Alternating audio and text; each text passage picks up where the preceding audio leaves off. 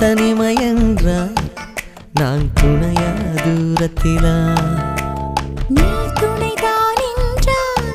நான் பேசவா யோசிக்கவா நீ திரும்பி நின்றால் நான் நிற்கவா போய்விடவா நீ போகிறாய் என்றால் நான் அழைக்கவா அழுதிடவா நீ காதல் என்றால் நான் சரியா தவறா